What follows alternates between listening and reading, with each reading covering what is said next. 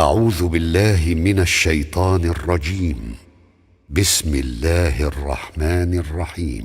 يا أيها الذين آمنوا لا تلهكم أموالكم ولا أولادكم عن ذكر الله ومن يفعل ذلك فأولئك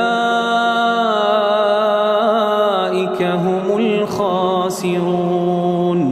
وأنفقوا مما رزقناكم من قبل أن يأتي أحدكم الموت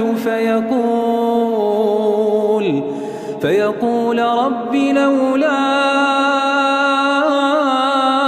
أخرتني إلى أجل قريب فأصدق وأكن من الصالحين. ولن يؤخر الله نفسا إذا جاء أجلها والله خبير بما تعملون.